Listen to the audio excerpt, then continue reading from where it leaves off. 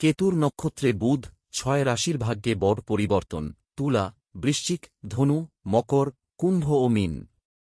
জাতক জাতিকাদের বুদ্ধি এবং সিদ্ধান্ত নেওয়ার ক্ষমতা বাড়াতে পারে। আর্থিক দিক থেকেও সময়টি ইতিবাচক হতে পারে। বিনিয়োগ থেকে ভালো রিটার্ন পাওয়ার সম্ভাবনা তৈরি হতে পারে। বিশেষ করে সৃজনশীল কাজের সঙ্গে যুক্ত ব্যক্তিরা এই সময় লাভবান হতে পারেন। তাঁদের কাজের প্রশংসা হওয়ার পাশাপাশি পরিচিতি এবং সম্মানও বাড়তে পারে। নিজের দক্ষতাকে সঠিকভাবে কাজে লাগাতে পারলে সাফল্যের সম্ভাবনা আরও বাড়বে। বুধের নক্ষত্র পরিবর্তনের ফলে রাশির জাতক জাতিকাদের সাহস এবং আত্মবিশ্বাস বাড়তে পারে। কোনো কাজ শুরু করার ক্ষেত্রে আগের তুলনায় বেশি উদ্যোগী হবেন।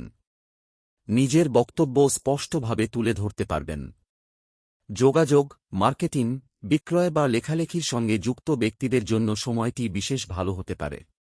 নতুন যোগাযোগের মাধ্যমে কাজের সুযোগ আসতে পারে। আর্থিক লাভের পথও খুলতে পারে। ব্যক্তিগত এবং পেশাগত ক্ষেত্রে ছোট ভাইবোনের সহযোগিতা মিলতে পারে। জ্যোতিষশাস্ত্র অনুযায়ী গ্রহদের মধ্যে বুধকে বুদ্ধি, কথা বলা, ব্যবসা, হিসাব এবং অর্থের কারক মনে করা হয়। তাই বুধের রাশি বা নক্ষত্র পরিবর্তনের প্রভাব বিভিন্ন রাশির জাতক জাতিকাদের জীবনে পড়তে পারে। 22 অগাস্ট কেতুর অধীন মঘা নক্ষত্রে প্রবেশ করেছে বুধ। জ্যোতিষীদের মতে আগামী 29 অগস্ট পর্যন্ত এই নক্ষত্রেই থাকবে বুধ। আর এই সময়ের মধ্যেই আসছে রাখিবন্ধন। জ্যোতিষমতে মঘা নক্ষত্রে বুধের অবস্থান কয়েকটি রাশির জন্য বিশেষ শুভ হতে পারে।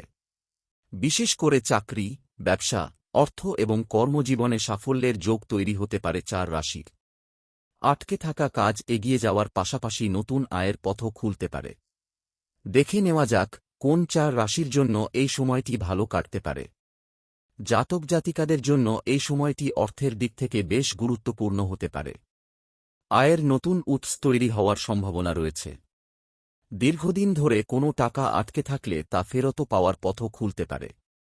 ব্যবসায়ীদের জন্য সময়টি অনুকূল হতে পারে। নতুন পরিকল্পনা হাতে নিয়ে তা বাস্তবায়নের সুযোগ আসতে পারে। তবে শুধু সুযোগ পেলেই হবে না, সঠিক পরিকল্পনা করে এগোতে হবে।